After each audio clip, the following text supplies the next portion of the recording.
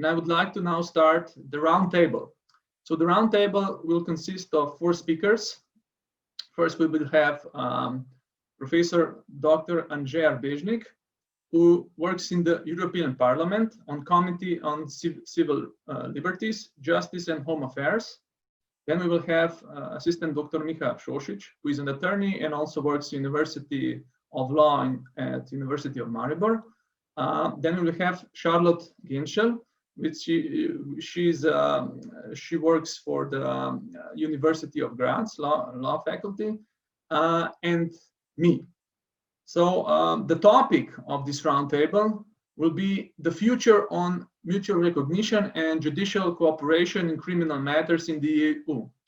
We will start by each of us presenting a topic that is in a way very relevant for mutual recognition and judicial cooperation in the EU. I will start with a short presentation, then I will give the word to Professor Erbežnik, then Dr. Šošić, and at the end, Charlotte. So my topic would be the admissibility of evidence regarding, of course, when a state gathers evidence from a foreign country, and then the question is the admissibility of this evidence, because we have to know that the standards for gathering evidence differ quite a lot in each of the countries of the EU. And of course, also the legal standards, how to obtain this evidence, differ quite a lot. And of course, also the admissibility of this evidence is quite different. And we can say that each country in EU, each criminal system in its own is probably quite coherent and harmonical. But if we only take a part of each system and transfer it to another system, this could be quite problematic. So my question at the beginning would be, should a judge in one country be able to evaluate the evidence that were gathered in another country? So does he have this option? Because if we say no, then we have a kind of a system of perfect mutual trust, meaning if evidence is gathered legally in one of the EU states, this means that it should be legal in each other state. Now, this approach was not adopted in the countries of the EU, and more or less all the countries believe that each judge from each state should have at least a limited control over the evaluation of the admissibility of evidence. Now, of course, then the question is, how broad is this evaluation? We have numerous options on how to tackle this problem. So the first option would be that the judge in a domestic country would evaluate the evidence after the law of the state that has acquired the evidence, so meaning the foreign state. Again, this could be problematic if we go back to what I said in the beginning. If we only take a part from another system and implement it into our system, this could be quite problematic, because probably there are some safeguards in that system that are not in our system, and vice versa. So the second option would be that the judge would evaluate the evidence after the law of the state that will use the evidence, meaning by his own law. Again, if we are very strict here, this means that because gathering of evidence is so different in each of the EU states, evidence that were gathered quite legally in other states could then be automatically inadmissible in other states. So again, this could be also problematic. And the third option would be that we present some objective standards, maybe practice of the European Court on Human Rights, and then we evaluate the evidence based on that standards. There was quite a lot of studies in the EU on how the countries tackle this problem, and they have shown that there is no unified practice and views on this problem at all. So not even between different states, and not even in one state. So for example, if we look at Slovenia, how to evaluate the evidence gathered from abroad is quite vague. So it's not defined in stone, so it could turn one way or the other way. And I will also present a practical case that I cooperated in, and to show you the problem, how problematic this is. First, I believe that there are two main legal situations that a judge can find himself in. So the first option would be that evidence gathered abroad, so in a foreign state, is gathered with the cooperation of the domestic state, so with the cooperation of the issuing state, meaning Slovenia asked Austria, can you please conduct a hearing of a witness? Okay, so in this regard, our country, so the domestic state, the issuing state, is in a way cooperates with the gathering of evidence. In a way, we can tell the Austrian court, maybe you can do this, maybe add this or something. So in a way, we can export our law to the foreign country, and this means that, of course, when we evaluate the evidence gathered, this evaluation should be stricter, because our country could cooperate and could guarantee some additional rights that are implemented in our system. And the second option would be that the evidence is gathered abroad in a foreign state completely without involvement of the domestic state. So this would mean that Austria would gather some evidence on its own, and then we would just ask them, please, can you give us this evidence for our trial? And of course, in this situation, we cannot expect our judge or our system to say, okay, this evidence were not gathered according to our criminal procedure, since we had no cooperation, no involvement in the gathering of the evidence. So these are two main situations we can find ourselves in when dealing with gathering of evidence. So we'll now present a case, a practical case that will, I think, demonstrate the problem that I'm trying to present. So the case was the following. So a Slovenian court asked the court in Liechtenstein to conduct a hearing of a witness that lived in Liechtenstein in the pre-criminal investigation. So the hearing was performed by the judge in Liechtenstein with the presence of the Slovenian state prosecutor. Of course, a recording of the hearing was written, but the defendant and his lawyer were not present at the hearing and could not question the witness. They were also not invited to the hearing.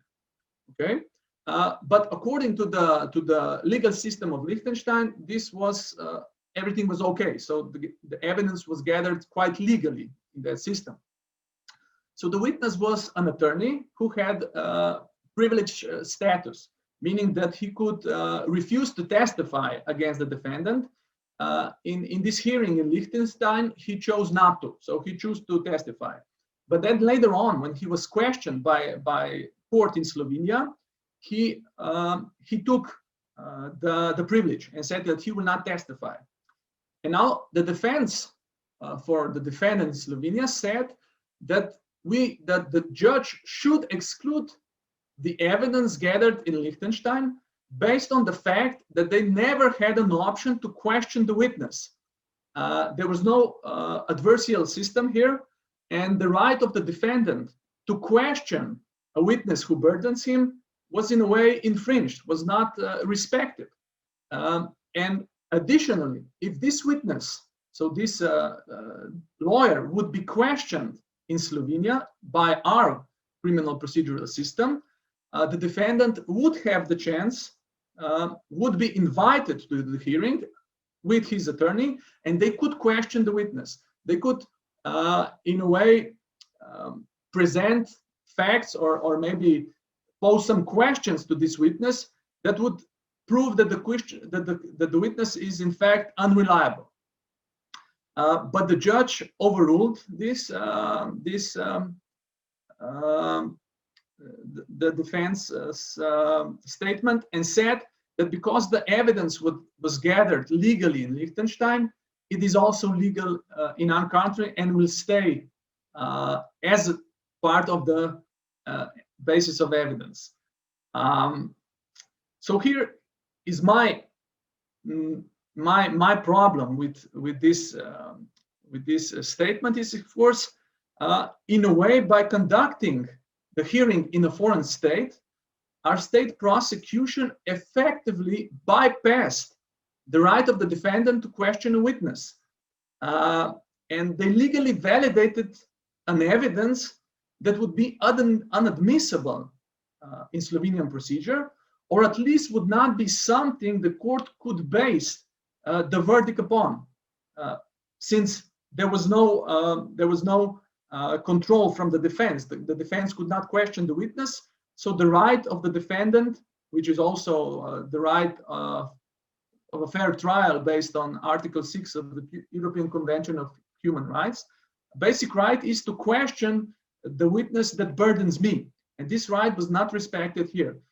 So of course, in my opinion, if this kind of procedure validates basic constitutional right of the defendant, and based on the fact that evidence was gathered abroad, I think this is quite problematic. We must not allow, in a way, as we say, forum shopping, but not only of the venue where the trial will take place, but also forum shopping, I would say evidence shopping, in a way that the prosecution would gamble or try to gather evidence in a foreign state in order to get a verdict easier. So that by bypassing the basic human rights of the defense in a criminal trial. So I think this is a good start of this roundtable, one of the problems that could be presented. But of course, we will hear also other problems connected with EIO or not. So maybe I will now stop talking. It was, I think, quite a lot. So I will give a word now to Dr. Professor Anže Erbežnik, and he will present his dilemmas regarding European criminal cooperation. Anže, please. Thank you very much, Miha. Thank you very much, Dr. Šepec. Thank you first for this kind invitation to this interesting conference. I would like to concentrate on the future development of mutual recognition. I had somehow the privilege for the last 10 years to be involved in this area of justice and home affairs. It will be exactly, in 3 weeks, it will be exactly 10 years that I'm working in the Committee on Civil Liberties, Justice and Home Affairs. So I had the opportunity to witness the legislative negotiations on the European Investigation Order. I will speak tomorrow more in detail about the concrete legislative negotiations in that regard. I have now also the possibility to see the development of e-evidence, the electronic evidence proposal. Just for information, just yesterday, the Committee on Civil Liberties, Justice and Home Affairs of the European Parliament, after more or less 2-year deliberation, adopted a committee position that enables the European Parliament to start negotiations on this file. Why I'm mentioning the e-evidence proposal? Because the e-evidence proposal, if it would be adopted in the sense that the Commission originally envisaged, or even in the sense that member states or the European Parliament proposes, although it is a little bit different than the one proposed by the Commission, this would mean a different level of development, a different level of a new stage of development of mutual recognition. As you know, mutual recognition started in '99 with a very rosy picture that all member states are parties to the European Convention on Human Rights, and therefore in that regard, this cooperation should be and would be quite smoothly. This was shown not to be the case. especially as regards in the last years, the Court of Justice of the European Union adopted several important judgments that significantly redefined mutual recognition. For example, to give you some examples, the definition of judicial authorities, first at the stage of the issuing state, and now some weeks ago, even at the stage of the executing state. So the court clarified that the issuing authority can be a prosecutor or a judge. However, then the next question was, what should be the features of such a prosecutor? The court first addressed this issue in a series of judgments, Kovalkova, Spoltorak, and Öschelik, if I'm not mistaken, and then developed the notion further recently in a case against Germany about the features that such a prosecutor must have in the issuing state. And now in the latest judgment, it went even further. It gave even an indication what elements must be considered in the executing state. This future development becomes legally extremely complicated. It's not only the Court of Justice of the European Union that developed certain notions that were not exactly written in law or developed the law further. You have also cases of the European Court of Human Rights, as according to the latest case law, now even as an executing state or as a state that should help the other state in its criminal proceedings, you can be liable in the legal sense. You had recently, just last year, a very interesting case. Just to give you the notice about this case, the name was Romeo Castagno, and the number is 8351/17. This was a decision of the Strasbourg court from 9th July 2019, and it was a case as regards a European arrest warrant between Spain and Belgium. Belgium refused such a European arrest warrant based on the notion on fundamental rights. And however, the explanation of the Belgian court was a very general one, not going to the specificities or concrete details of the case. On a very general basis, they refused such a European arrest warrant from Spain, and the European Court of Human Rights found a violation of Article 2, right to life, of the ECHR from a procedural point of view. So somehow now you are implicated as an executing state, also under the European Convention on Human Rights, at least as regards certain important rights. Let's say there is a case about the right to life, or even perhaps broader, the prohibition of torture, these absolute rights of the European Convention on Human Rights. So you could be implicated because you didn't provide the help requested by another state. With this, I want to show that the whole system becomes extremely complicated.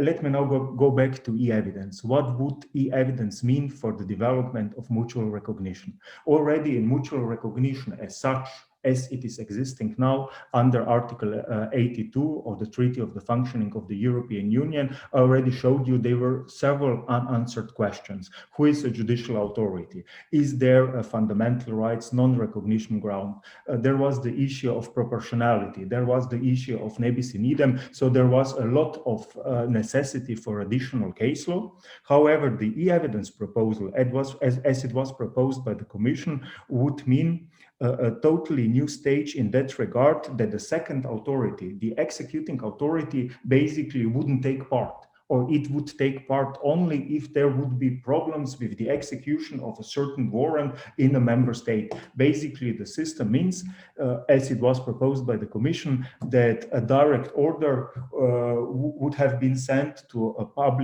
private provider as regards the issue of electronic evidence in another member state. That member state wouldn't be necessarily informed that something happens on its territory, and then the private provider would have to provide this information directly to the authorities of the first states.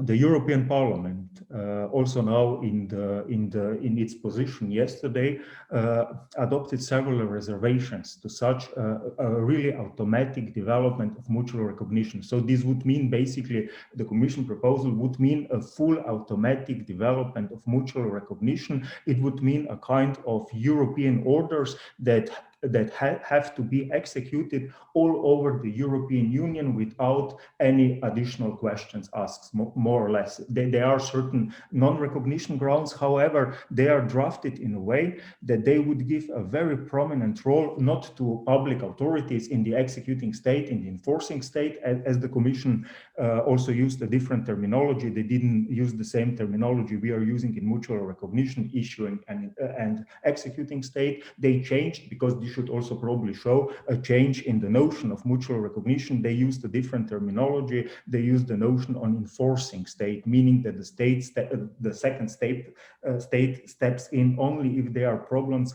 with enforcement of production or preservation order according to the e-evidence proposal on its territory. However, when in the European Parliament our members debated the issue, we also focused on case law of the European Court of Human Rights and the notion what is a cross-border case. We were confronted somehow with the arguments that if the person is on the territory of one state, this state conducts a criminal investigation and basically only the data is stored by a data controller in another member state, that this basically is not a cross-border case, that this should be considered a domestic case, and the second state should become only involved if the person is not on its territory. However, when we focused or analyzed case law of the European Court of Human Rights, this is not the case. If the data and the data controller are on your territory, you are responsible what happens with this data. And in this regard, the European Parliament tried to find a kind of balance between classical mutual recognition, as we are using it from the European arrest warrant, or as we know it from the European arrest warrant, and this new revolutionary Commission proposal. The European Parliament tried to find a kind of balance in its current proposal. We will see what will happen in the negotiations that will go on under the Portuguese, and let's see if they can be concluded under the Portuguese presidency. If not, they will continue with the Slovenian presidency. The proposal by the European Parliament was that as regards e-evidence, you have to divide the data in different categories. Depending on the sensitivity of the data, there has to be a more meaningful involvement of the executing enforcing state, of this second state. So let's say for subscriber data, and to a certain extent to IP addresses, although IP addresses are a more complicated category, especially the dynamic one, because they are a kind of hybrid between subscriber data and traffic data, which is a more sensitive category of data. So for this less sensitive data, the cooperation can be quite, or should be quite swiftly, according to the position of the European Parliament, meaning that there is no suspensive effect. There can be direct cooperation with a provider. However, the second executing state has to be anyhow informed. When we come to the more complicated categories of data, traffic and content data, here the European Parliament is reintroducing to a certain extent more or less classical mutual recognition, but in a modified way, because now for mutual recognition you need a positive decision. So when you get a European arrest warrant, you must make a positive decision before you transfer the person to the issuing member state. This is not the case anymore in the proposal of the European Parliament. So the second state has to be, the executing state has to be notified. It has, in not urgent cases, there is a specific deadline for urgent cases, but in non-urgent cases, the executing state has 10 days to raise one of the non-recognition grounds that are based on classical non-recognition grounds.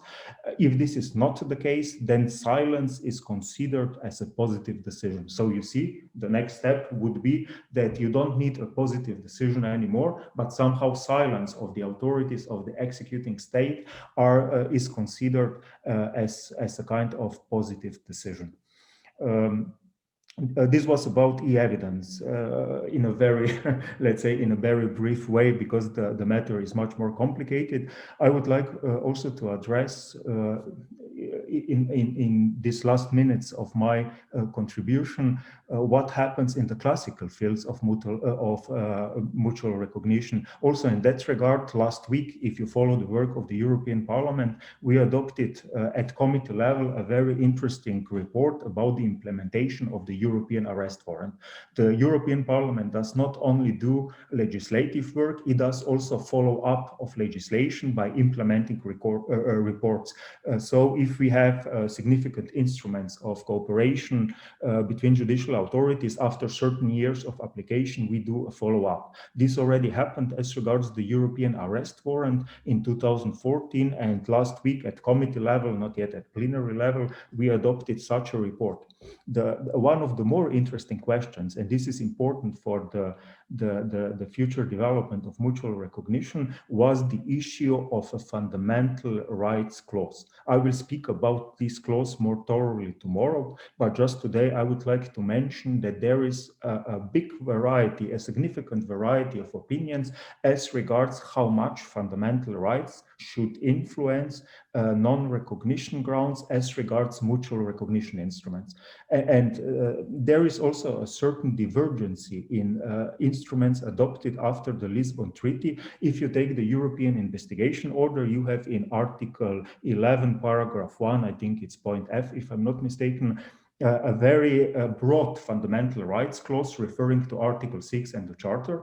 However, when you go to a newer mutual recognition instrument on mutual recognition on freezing and confiscation orders, there the same fundamental rights clause is put in a much more narrow way and not referring to Article 6, only referring to the Charter. You might think that this is only a technicality. It's not only a technicality, it shows different visions of the future development of mutual recognition. The Parliament insisted very much in the European Investigation Order on this Article 6 of the Treaty of the European Union because it defines 3 levels of fundamental rights. This is the ECHR, the Charter, and national common constitutional traditions.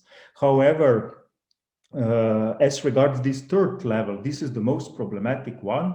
As Dr. Šepec explained before, you are bound also by your national constitutions. However, the position of the Court of Justice is very clear.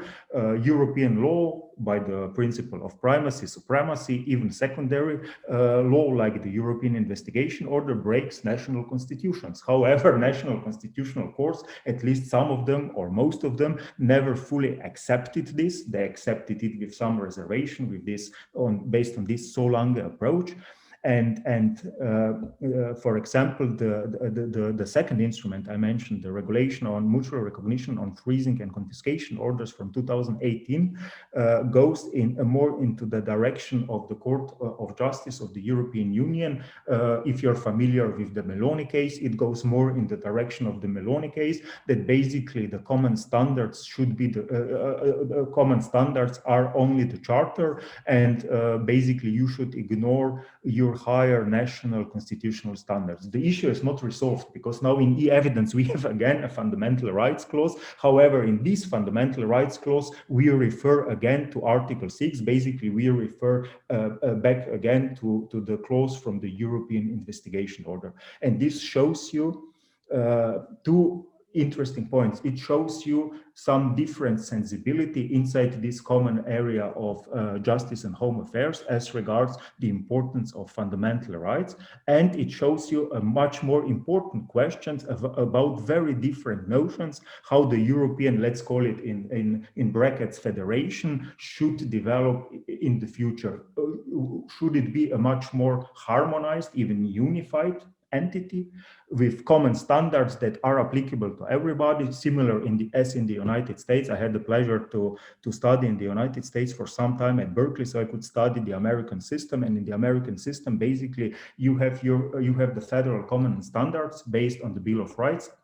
And based on these standards, you shouldn't use your federal states' higher standards. California even made a constitutional amendment in that regard, that they will not use national higher standards as regards criminal law cooperation. And the same question, the same issue is shown through this instrument of mutual recognition. It's not only technicality, it's not only about criminal law. Mutual recognition in criminal matters really goes to the core of the structure of the European Union as a federal, quasi-federal, confederate state. So I would finish with this, I hope, provocative thought, and this was from my side so far. Thank you very much. Thank you, Anže. Very interesting, very good topics for the future, and very good thoughts on the matter. Before we start with our attorney, Dr. Miha Šošić, I would just like to point out to all the participants, so all the attendees and all the panelists, that you have an option here at the bottom of the screen, questions and answers. So if you have any kind of questions that you would like our panelists to answer, you're welcome to present some questions in written form in this bracket. And of course, we will answer them when we start the discussion. So thank you. And Miha, please, the word is yours. Thank you, Miha. Thank you for the opportunity to be a part of this round panel today. As you already introduced at the beginning, we are not only colleagues at the faculty, but I also practice as an attorney here in Maribor, and I specialize in criminal defense. So my point of view of the future of the European investigation order will be, let's say, influenced with this role that I am doing in our criminal justice system. So I would like to focus on a few questions about the strengthening of the rights of the defense regarding the European investigation order, because my initial thesis is that the European investigation order is primarily an instrument which has strengthened the possibilities and opportunities of the prosecuting authorities, of the police and the prosecutors, but there are probably not enough sufficient counterbalances for the defense. And I think this is something that has to be pointed out and probably worked on in the future development of the European investigation order. So in theory, I know, and we all know, that the suspect, the accused, and also the lawyer of the suspect have the possibility to request the issuing of a European investigation order. However, this will happen quite rarely. I can tell you from my practice, from talking to my colleagues, that the accused or his lawyers almost never, or really seldomly, make this request, or sometimes probably also because they're not aware of the possibility. But even the lawyers that are aware of this possibility are in a way weary to do this. And this is in a way natural, because it's connected to the role of the criminal defense lawyer. Because our first principle actually is similar like in medicine, it's to do no harm to our client. This means that as a defense attorney, you should never make something in the procedure or make a request regarding gathering of evidence which can turn out not to be beneficial to your client, but which can possibly make his position worse than before you made such a request or such a procedural let's say, motion. And that's exactly the problem with the European investigation order for the defense, because we can request the issuing of the order, and we can request the gathering of some evidence abroad in another member state of the European Union. But the problem is that most of the time we don't know what the result of such an investigation would be, and it could actually end up in having negative effects for our clients. That's the reason why defense attorneys are naturally weary and a little bit restricted, and have a little bit of a restrictive approach in using such a possibility. I understand that from the nature of the investigative order, it is almost impossible to counterbalance this natural deficiency for the defense. One possibility would be that the prosecutor would not be aware of the result of such an investigation unless the defense wants to disclose it. But I think this is probably too optimistic, or even impossible, that we would have such a possibility. But such a possibility would be actually effective if the defense would have the opportunity to make an investigation abroad, and then would decide whether to disclose such information or not. But of course, it's illusionary, because public authority would gather such evidence, and it's impossible to say to such a public authority that it shouldn't disclose the results of the investigation to the issuing authority. But I just wanted to point out this moment so that it is understandable that such a instrument as the EIO is not a natural ally of the defense. It is something that is more in the interest of the prosecuting authorities, but it doesn't make it illegitimate because of that reason. But there is a very strong need to counterbalance this, let's say, tactical advantage, or this also legal advantage of the prosecuting authorities with the rights of the defense. And here I would like to make a connection to the first thoughts of Professor Šepec regarding the exclusion of evidence. Since in my practice, and I would say generally this could be also very often, we as defense lawyers usually study the steps taken with the European investigation order in connection with the possibility to exclude evidence.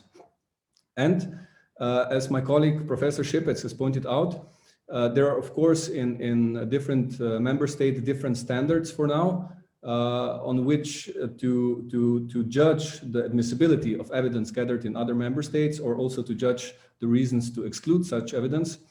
But one important standard was also pointed out by Professor Šepec. It is whether the state where the trial is going on had, let's say, the initiative or the possibility to affect the gathering of the evidence in another member state. Like Professor Šepec pointed out, there is in Slovenia at least, and also in some other member states as far as I'm aware, there is a much higher standard if the evidence in another member state were gathered by the influence or the initiative of the member state which is trying to use it in its procedure.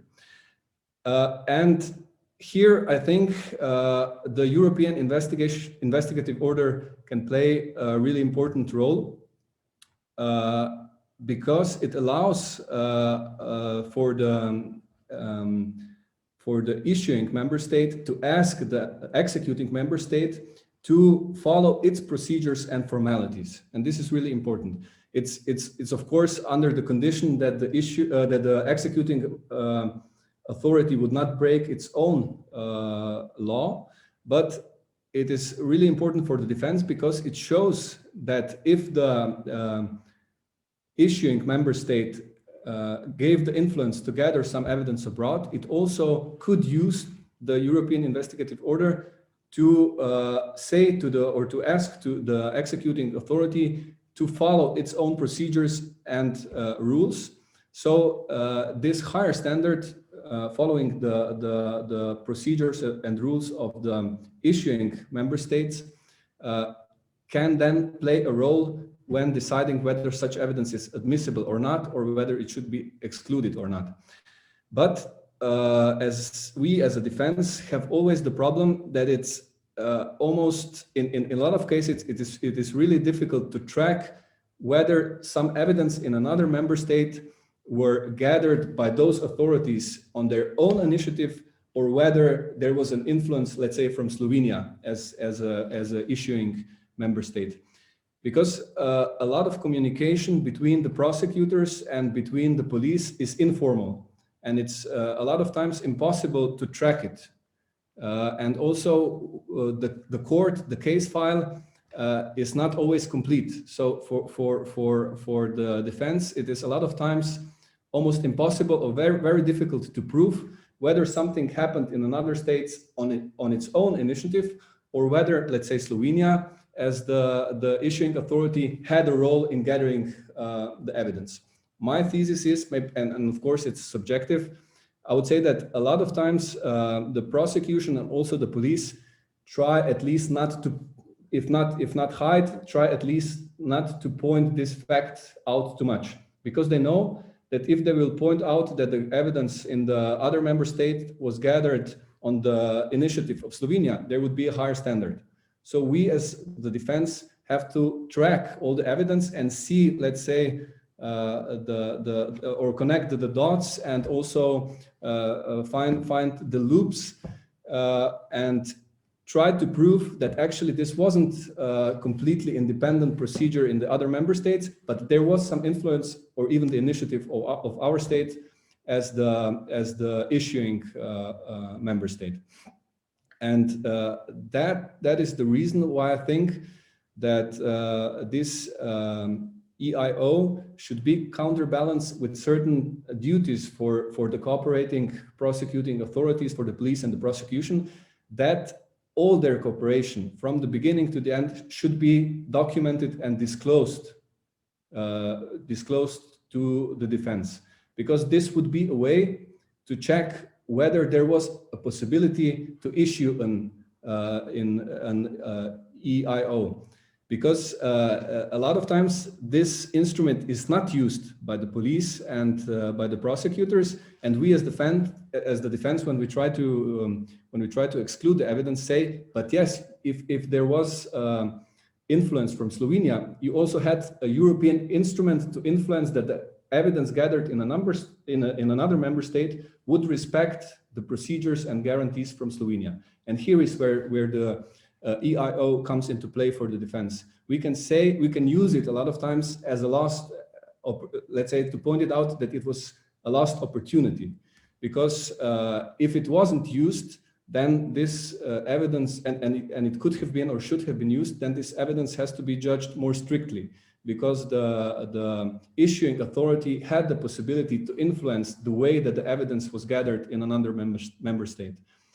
And I think here is one quite big gap which has to be filled to give the defense the opportunity to check these procedures. A lot of times the EIO is used or could be used in early stages of the criminal procedure where the defense has actually no active role. So the defense has to have the possibility to retroactively check what was happening in these procedures.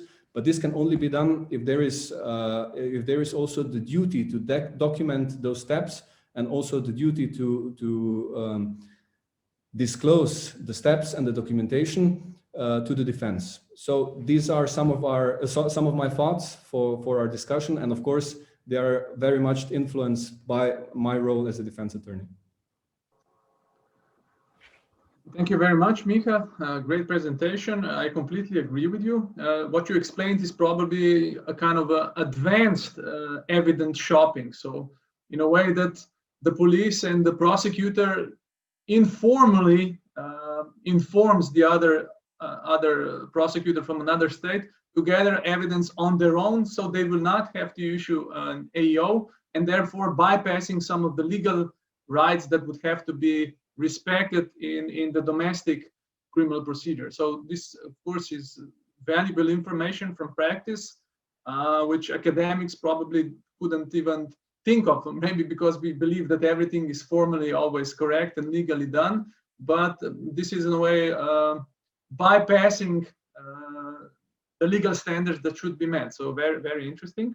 Thank you very much. And we go to our last presentation, last speaker, Charlotte from Graz. Please, Charlotte, the word is yours. Thank you very much. I prepared a PowerPoint presentation, so I will just quickly try and see whether I can share that.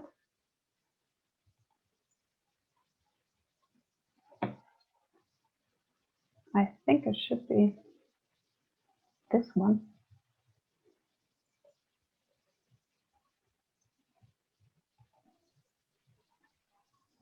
Can you see the picture? Yeah, of the slide? Yeah, it's okay. Okay, very good. Well, thank you for having me, and thank you for organizing this conference in such short time. That is remarkable, especially under these circumstances that we are all facing these days. So my area of research actually is European constitutional law. I don't really have a criminal law background. And actually, I do mostly with the regulation of new technologies. So that is also not today's topic. However, the cool thing about European constitutional law is that its concepts and principles are applicable to all fields of European Union law. So also in regard to judicial cooperation in criminal matters. And this is sort of how the circle closes. My name is Charlotte Genschel. I'm a research and teaching assistant at the European Law Institute of the University of Graz. And I will be presenting to you today, also something I prepared. Just quickly need to see. Okay, I have to use the mouse.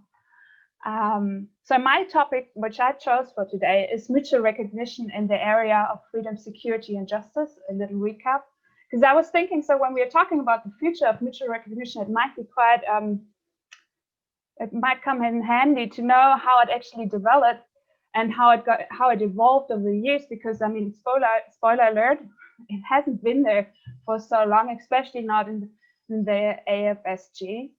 And I heard that before the colleague mentioned Dr.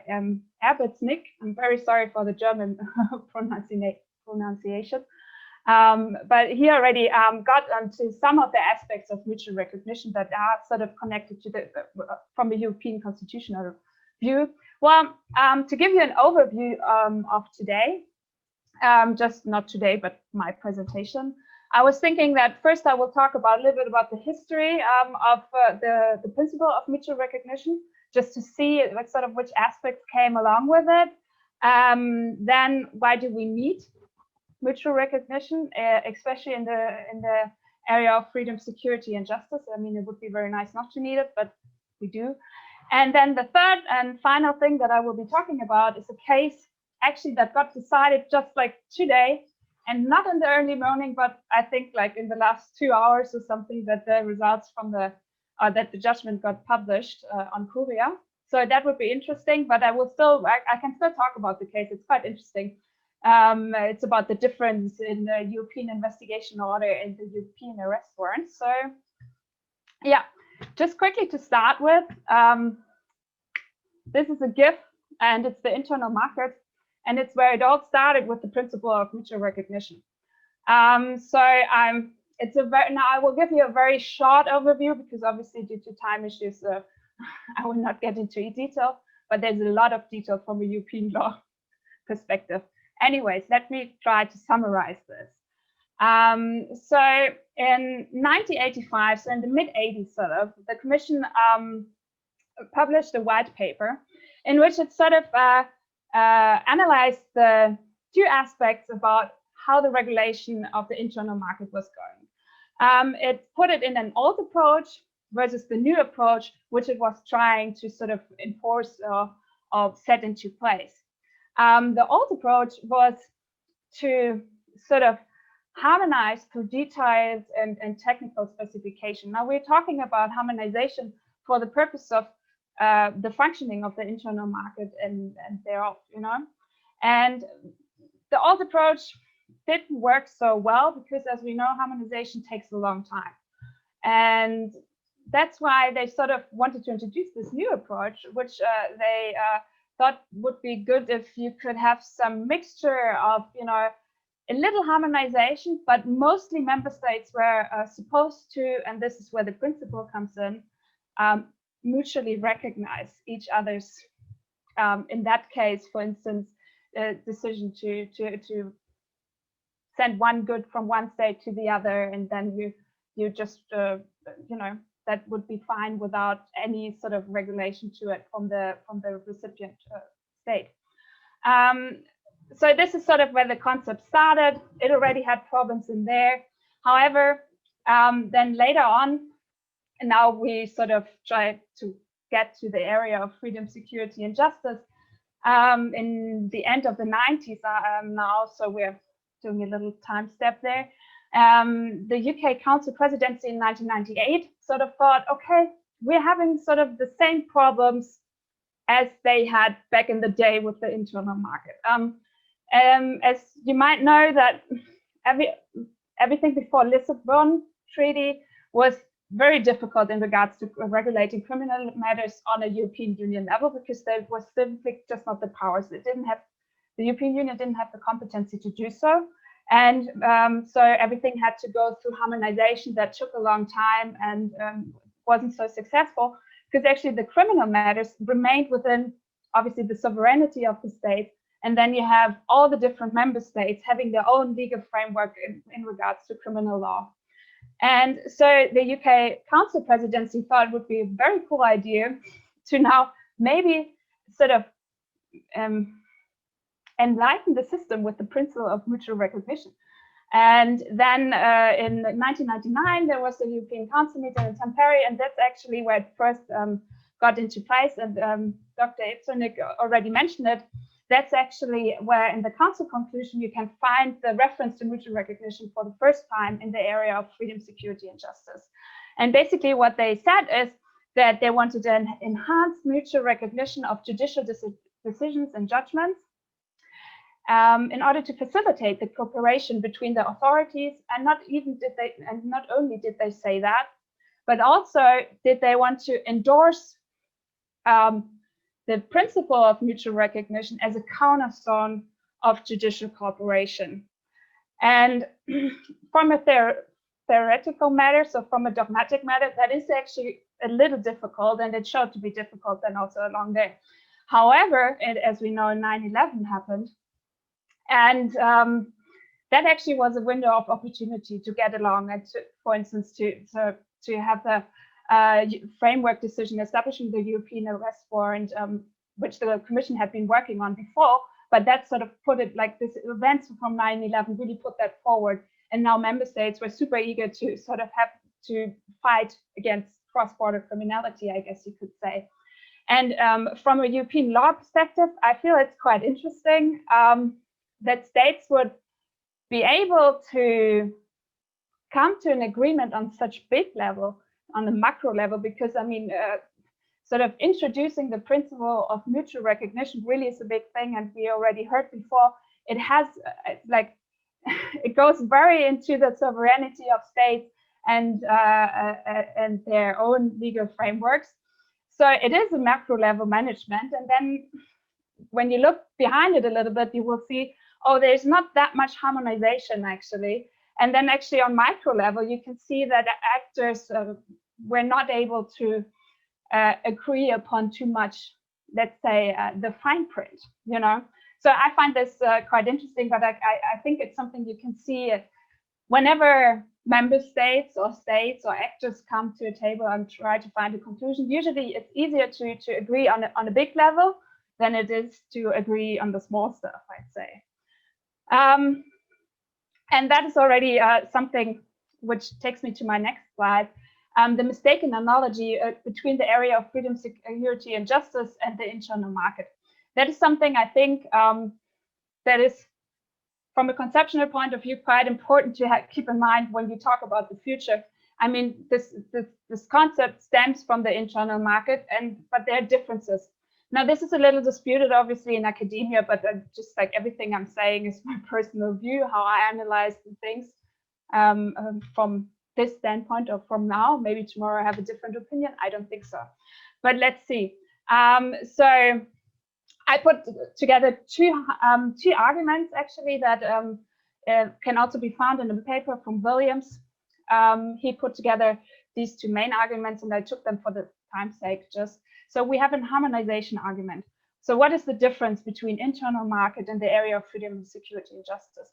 Well, and this is already something Steve Pearce, who has published many papers on this issue, sort of wrote in a paper in 2004 saying, well, you know, the automatic recognition of qualifications is a lot easier as the training, for instance, to become a doctor or so has been approximated already. So in the internal market, there had been already a minimum degree of underlying comparability between the member states' relations. And that is not so much, you can not so much convert that to the criminal matters section, actually, because the systems, the criminal law systems of the member states were still quite different. And there were still many different approaches.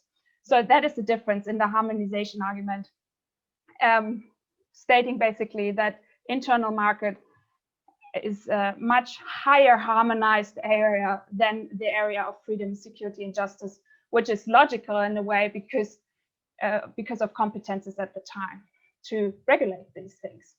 And then the second argument is there's a qualitative difference and the qualitative difference being, well, there's a different purpose. So the one is seeking to ensure public safety, and the other sort of regulates economic development.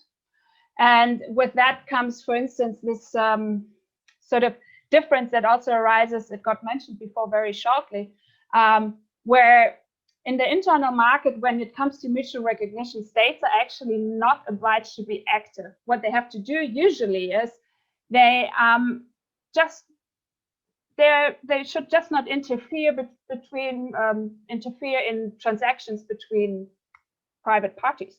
So it's basically doing nothing, not interfering. Whereas now in criminal matters, when it comes to the principle of mutual recognition, you're sort of obliged suddenly not only to recognize the system of the other country to be compliant with, for instance, fundamental rights, but also do you have to carry out certain actions. You have to become active. And that is actually, I feel, a very valid qualitative difference between the two. And obviously from there, several issues arise. Yeah, just for a little overview that we can talk about. So this brings me to my second sort of part of my little speech. So why do we need mutual recognition in the area of freedom, security, and justice? Because it would be so nice if we could just accept other member states' judicial decisions and thereof. Also here already there was a comparison being made to the United States system, where when you're in Florida, it's there's no problem to accept this judgment from let's say Alabama, just because they have a sort of different understanding. But they also have a different understanding of sovereignty. They sort of have the concept of double sovereignty, which is a whole own, I guess, round table for another time. But this is not the same thing in the European Union. We don't just, if something comes from another member state, it is important to know every state still has their own constitution, which obviously usually obliges states to comply with certain fundamental rights. And then there's their own criminal legal order, I guess. So why do we need the mutual recognition principle? Well, first of all, sort of for fundamental rights reasons, for fundamental rights protection. Now, this might be a little bit in contrast, but maybe later on I can sort of elaborate on why I find that this is one of the reasons I selected to be for the principle to be necessary right now in the area of freedom, security, and justice. And then the second is, as I mentioned before, we have this diversity of different legal frameworks. And obviously with that, it is quite difficult if you have to, every single decision has to be sort of analyzed by its, whether it's coherent with fundamental rights, blah, blah, blah. So all these, things, they take time. And if it comes to criminal proceedings, obviously we don't want it to take such a long time. So, speed and efficiency. So with this principle on a very basic level, we can say, okay, we're much quicker and we can establish a system that allows us to act in a more efficient way. However, obviously, there's certain, I would say, certain highlights that you have to put there where there's some exceptions. But yeah, so that's the reason why we have the system, sort of selected reasons, because there's so many others. And that brings me to my last point, and that is basically the decision that got decided today. And that is actually, I summarized the decision very briefly for you. So it's this one, if you want to have a look at it. I haven't had time to actually read the judgment. However, I saw that it was going in the direction that I thought it to be, but now I could say that, but I really did think that. Well, anyway, so we have Hamburg and we have Vienna. So we have a public prosecutor's office from Hamburg who issued a European investigation order to Vienna, asking for copies of certain documents relating to an Austrian bank. So it was a very straightforward case, actually. And then what happened is that after some national things that are going on in Austria in the criminal system, where now the public prosecutor of Vienna has to go to the regional court of criminal matters to ask to authorize accessing this information. The court actually refused to do so, and the court was stating that even though in the directive the public prosecutors is listed as an issuing authority, not all public prosecutors' offices of the member states satisfy the condition of independence that is required for courts. That is obviously a reference to the jurisprudence that came forward with the European arrest warrant in the last several years, and is really not so great for our mutual recognition principle, because the difference here is, and I just sort of put it on the slide, you can see that in the directive itself, it really does state issuing authority means a judge, a court, an investigating judge, or a public prosecutor. So now we have this Viennese court sort of thinking about, yeah, but by public prosecutor, do they mean every member state's public prosecutor, or are there some exempt maybe even? Following now, this is the question that they referred to the court. It's basically exactly what I summarized before. And so today we have the judgment, but before that we had the opinion of the General Advocate Sanchez-Bordona. And I very briefly summarized what he was stating, and it is actually not that different to what the court stated. I just sort of streamlined the judgment, so like an hour ago or so. So, well, the protection of fundamental rights can be guaranteed under the directive, because we have this reference to Article 6, and we have all this. So we're able to rebuttal from the presumption of the principle. And secondly, if Vienna's approach were to be followed, it would be very impractical, because in practice it would mean that every single investigation order which is issued by a public prosecutor would need to be checked basically by the executing state whether this public prosecutor's to fundamental rights standards and court standards is like a judicial authority and is impartial, not impartial, but is independent in its actions. So not very practical, and obviously by that you would distort of the intentions of the union legislator. Actually, what the court decided, from what I saw very quickly just before, is yes, the court really did make a difference to the European arrest warrant, and stating something that he did in other, I know that from other jurisprudence in similar matters, where it also comes to the sort of term definition of something. And basically he's stating that for the defined reference to the objective pursued by this directive, you need to see this in the, so you need to read public prosecutors in light of the directive. And in light of the directive, it means every member state's public prosecutor that, according to national law, is allowed to issue an investigation order. So that's basically, that was it. Thank you very much. Thank you, Charlotte. Very interesting, very nice presentation of the judgment. So as I understand, the Austria will now have to comply with the EIO, that initially it refused it, right? Yeah, it has to. So if it follows the judgment, it should. Okay. It has to give out the bank details, basically, to the Public Prosecutor's Office of Hamburg. Okay. Okay, thank you very much. We have some questions now for our panelists. So maybe we'll start in the order that we made our presentation. So Anže, I have a question for you. So what do you think about the future of the EIO in the light of electronic evidence? Since electronic evidence, in a way, are probably the future, are the, how should we say, the hotspot now of gathering evidence from other member states. So what do you think what will happen now regarding EIO or maybe some other institute that the European Union will adopt regarding electronic evidence? Or do you think that EIO as it is now clearly suffice and it is enough? Thank you very much for this question, Miha. Dr. Šepec.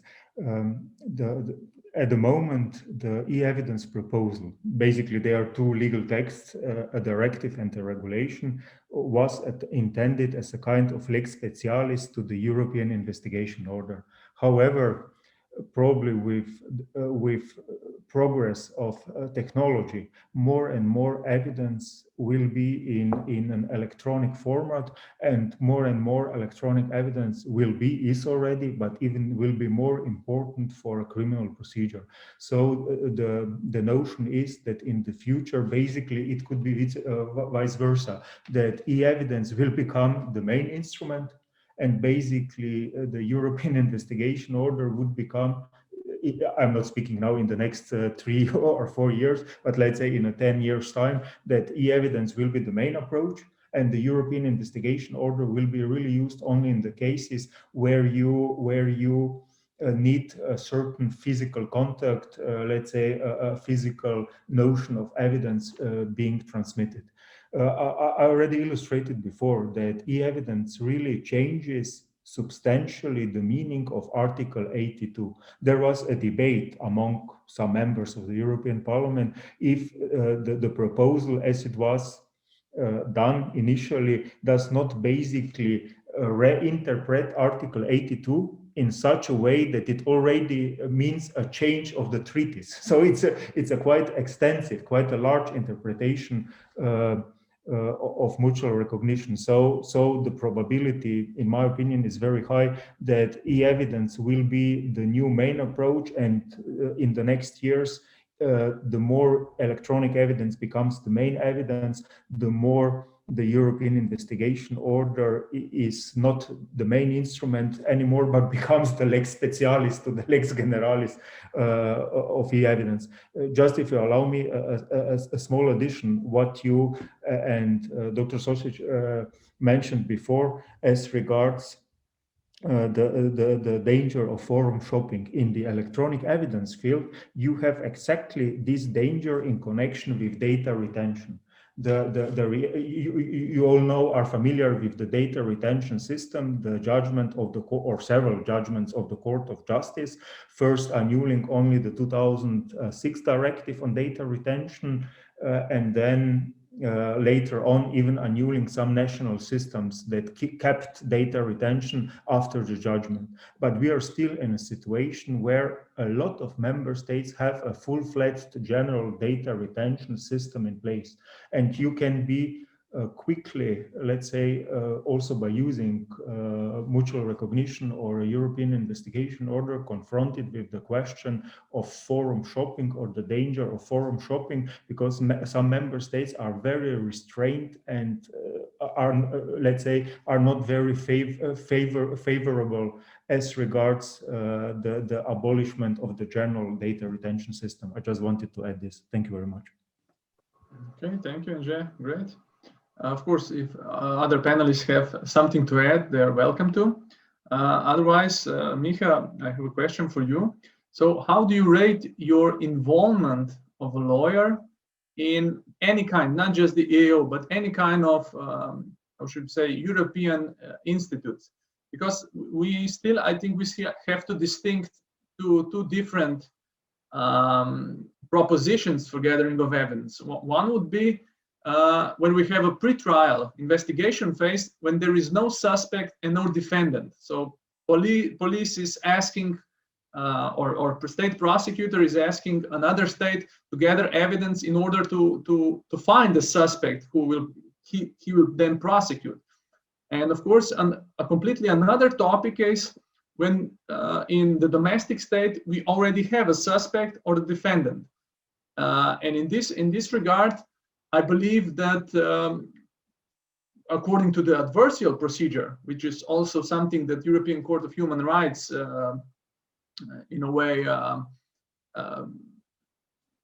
finds us as a part of a fair trial, we should, in a way, involve the defendant and his attorney into the process of gathering this evidence. How do you rate this? Do you think that this is sufficient or this is lacking? And what do you think it should be done on this field, please? Yes, Miha, thank you for your question. So I think the main difference is whether we already have a court proceeding or whether we have a pre-court, let's say, police or prosecutor investigation, which is going on without involving the defense. And of course, there are good reasons that police and the prosecutor usually don't involve the suspect. Either it's like you said, there is not one fixed suspect yet, but even in the case, if they already have a suspect to which the evidence points, there is reason why the police investigation and the prosecutor investigation is not disclosed to this suspect. So, of course, from the nature of this stage of the proceeding, the defense, the suspect, and his lawyer cannot be involved. So this stage has to provide sufficient safeguards for the later stages. So this stage, like I said before, in my opinion, has to be fully documented so it can be later on retroactively checked by the court and, of course, by the defense, which points out its arguments to the court where something could have gone wrong. Another thing is when we already have a court proceeding, and of course, there we have the full standards of a fair trial. But usually I don't find the EIO in this stage so problematic, because if the court orders certain evidence to be gathered in this stage, usually the defense is involved. So I would say in this stage, usually it is sufficient. Maybe what would be, let's say, beneficial in this stage if we would have instruments which would facilitate the cooperation of different lawyers in different member states. Because if we really have a transnational European case, and if a lot of evidence are gathered later in this stage where the defense is already involved, it can be beneficial that there is also a cross-border defense. So I think maybe some thought should be also given to this, how to facilitate trans-border defense in a later stage where we already have a cross-border proceedings. But let's say generally, when we already have a court proceeding, I would say then the defense has usually enough opportunity to get involved in the gathering of evidence in another member state. I hope I answered your question with that. Yes, you did. Of course, thank you very much. But this is a very good thought. So in a way of cross-border defense, because we know that when we have a cross-border case, and if the defendant he's alone defending a client, it could be very problematic since he's probably not so familiar with foreign procedures, and then usually the defendant would have to hire a new attorney from a foreign country, which again is quite problematic for him, for his lawyer, and monetarily also. So this could be something to think about. But as I think the European Union goes more into efficient prosecution, how to prosecute and not on the other side, how to not prosecute and how to provide better defense against prosecution. So this is what I believe is going on with all these instruments of European mutual recognition. So yeah, very interesting. Okay, Charlotte, I have a question also for you. So you talked about this principle of mutual recognition in criminal matters. And how do you think they should develop in the future in order to be more functional, more economic, or more beneficial? What do you think? Well, I mean, when it comes to this, it sort of makes sense to look a little bit into the jurisprudence already there from the European Court of Justices. And I must say, so if you look at it, you will see that in the beginning was quite strict actually on the presumption of the principle of mutual recognition. Now sort of deriving from that and going to a place where it's rebuttable, where the presumption is rebuttable. And I feel that for the future, as I see the European Union right now and its functioning, I think it would be quite sufficient if in future legislation, I mean, I'm not as naive to say harmonization will take place a lot, but if it does, like with the European investigation order, I think it's very handy if there is a clause in there which gives member states sort of the opportunity to not comply with mutual recognition by, for instance, the Article 6 thing, and by if there are any fundamental rights issues at stake, that member states have the opportunity to refrain from this. Because I think that this way it is much more, I think it's just, to be honest, I think it's a more realistic approach. So I was a little surprised that Dr. Erbežnik already said, Erbežnik, he said, well, in the new instrument, we got rid of Article 6 because we want member states to sort of, obviously, be closer together and everything. And I understand the concept. I'm just thinking that, I mean, member states are still sovereign. And if we want to keep this, then we need to give them sort of a way out of this. And that would also be complying then with the European Court of Human Rights, actually, who has mentioned the same thing. It is okay with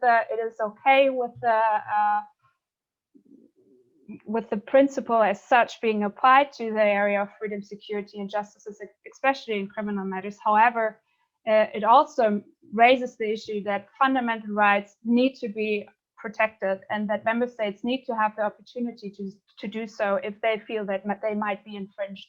So I would say, under all, if there are any new legislative acts, I would find it very good if they had clauses that, like in the European investigation order, actually, that give them the opportunity to sort of refrain from mutual recognition if they find it necessary, I would say. Yeah, I agree. Thank you very much. And I also believe that the effectiveness and how this mutual recognition principles and institutes of criminal cooperation in member states of the EU in the future, much will it will depend on how we see European Union as a whole. So I really like this cooperation in United States. Anže told that this example of United States, where they have the federal, and then each state has its own legislation. And then California said, we will lower our standards to comply with the federal standards. But of course, this is USA, and everyone says there, we are Americans, democracy. So we are Americans, we are one nation. But can we say that for the European Union? This is, it's not such an old federation, or how we would call it. But do we really think that we are Europeans, or do we still say I'm Austrian, I'm German, I'm French? When this will be the next step of European Union, when people will start to say that we are Europeans, and then this mutual recognition will, of course, this thought process will go into the courts, into law, and then I think this mutual recognition and cooperation will be on much higher level. But until then, it's still, I believe each country has its own law, wants to protect its own constitution, wants to have some safeguards, how to get out of some directive or some institute. So I think this is very connected, because criminal law has always been a country's most powerful weapon. All kinds of other law, we can trading and commerce law, corporate law. Okay, we can make some arrangements and have some cooperation with other states, but criminal law in the past has always been something that countries dared not to touch. So this is our repression, our country, and our criminal law is, in a way, representation of a country's power over its citizens. And to just give it away now, to just say, okay, now we are losing this power and we are giving to some European federation, I think this is also the problem why countries are very reluctant to have this perfect harmonization and cooperation that would probably be good in practice, but I think it's a long way to go until then, if we will ever get there. Okay, so now we will now conclude the roundtable. I would like to thank every panelist, very good presentations, very good thoughts. If someone would like to add something, of course, they're welcome. But I think that timely, we were quite okay.